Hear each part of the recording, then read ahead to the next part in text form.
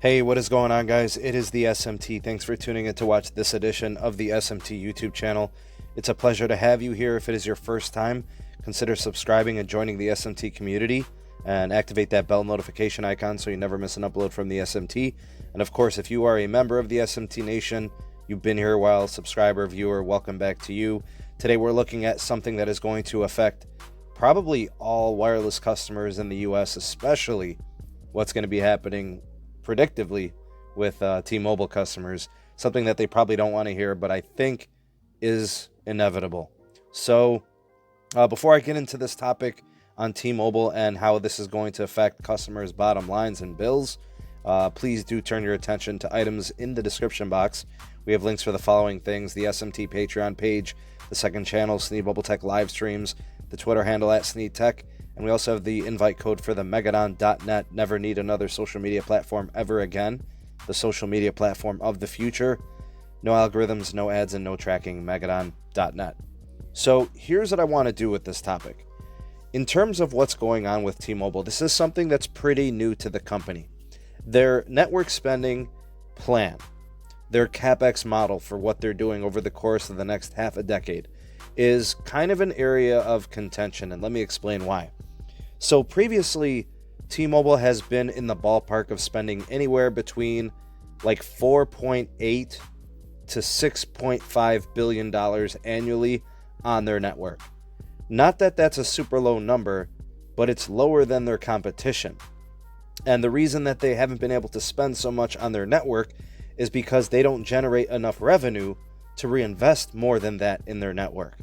So it's kind of been a sticking point, as you know, as we watch the CapEx of Verizon, which consistently hovers between 15 and $18 billion annually, and we look at what AT&T has been doing at a freakishly alarming rate of building out and upgrading tower sites at a crazy fast pace, they spend over $20 billion annually at this point.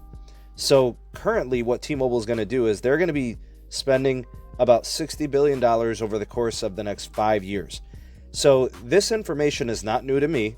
This is information that I've had from a credible source for a while. Big shout out to him. He knows who he is. I've known about this network spending for a minute. But here's what's interesting about this. So essentially what T-Mobile is doing is annually spending about $12 billion a year. They're essentially doubling their spending, which is great. Very happy to see that. Anytime a company is reinvesting in its network, you know that the network is getting better, and who benefits is the customer experience. Now, if they spend between 12 and 13 billion annually over the course of the next 5 years, even if they were to bump it up to say 15 or 16 billion with additional spending, let's say there's some setbacks. Let's say California requires more expenditure because their requirements there are so tough, right, with those concessions and the deals made with the CPUC. The original guidance likely had to be adjusted to be higher because over the course of the next 2 or 3 years, Neville has already claimed that they're looking to have their integration and their network build out completed. So it's almost unrealistic for them to be spending only 12, 13, or even 15 billion annually. That's not going to hit that timeline. But like I said, with all of this new spectrum that they've gotten with the Sprint and T-Mobile merger, if they want to compete, it's something they have to do, which they had to do, and I commend them for it, and it's perfectly fine. I'm good with that. The one thing I will say, though, that not only are they building out 2.5, they're also going to continue to build out their 600 megahertz for LTE and NR, but they need to finish up their AWS. There are tons of spending that needs to happen, and that's not even including maintenance on their pre-existing sites and whatever issues pop up. Natural disasters, network failures, hardware failures, things that need to be swapped, wiring, backhaul. There's so many different things that need to be spent. And then the labor that goes into these upgrades, I mean, the list just doesn't end. Anyways, Here's the point of this video.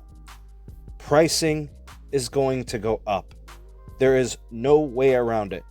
I have brought this up on the podcast several times along with Carlos S. Tech. We've talked about this continuously. We've had other guests on the shows talk about this, and we're hearing continued rumblings internally from good sources in T-Mobile that it looks like pricing is probably going to increase in one way, shape, or form. Me personally, this is not a contention point for me. I'm not a customer that is sensitive to pricing, but there are some people who are, and this could be make or break for some people. So let's kind of look at the spending right now, currently in 2020. Verizon started the year looking at a $17.5 billion expenditure that has since been bumped up to over $18 billion.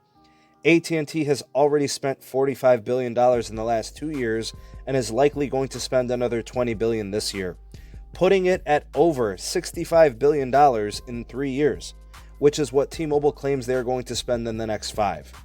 Essentially, AT&T is spending almost double the money, or I should say the same amount of money in half the time as what T-Mobile is doing, to show you the difference between Verizon, AT&T, and T-Mobile. So, you think about Verizon, they're going to go big on C-band. They're going to be rolling out band N77 and N78 this year, probably, and through all of next year. And they're going to have DSS this summer. They're going to have CBRS spectrum that is now going to be licensed as they deploy it and purchase it, right? Those 10 megahertz channels. They're going to continue to maintain and bolster their LT and NR in the future. AT&T is doing the same thing, right? So T-Mobile has to get, they've got to understand they're going to have to spend more. And I hate to say it because I don't think the money is there. They already took on a lot of debt. The merger was expensive. Courts, all of that added up. You think about like the situation with the pandemic, the marketplace, the economy. It's very difficult. I don't know how they're going to do it. So, but they're going to have to get to $20 billion because they've got to compete with Verizon and AT&T, or else they're going to continue to lag behind in low band. And this is a chance for them to get ahead in mid band. And of course, with Verizon and AT&T, they've also focused on millimeter wave, especially Verizon. My warning to customers out there, your bill is going to start looking very different. I think the bills of T-Mobile customers are going to start looking an awful lot like Verizon and AT&T bills, meaning taxes and fees are going to start showing up. I don't think T-Mobile is going to be able to continue to eat those costs. You'll get to keep your Netflix, you'll get to keep your Hulu, the Quibi, all those things, whatever's additional, the perks, all of that's going to be there. Your plans shouldn't change, like all that's great. But unfortunately, I think it is absolutely inevitable. It's not because of the merger. It's not because of any of those things. It's strictly a network competition standpoint. They're going to want to stomp with the big dogs, Verizon and AT&T, and this is what it's going to take. I'm predicting a huge migration from postpaid to prepaid. I'm predicting postpaid bills to increase. And I don't think it's an outlandish prediction. Taxes and fees and surcharges are going to start showing up on people's bills at some point in the near future. And I don't know if this is going to be in January.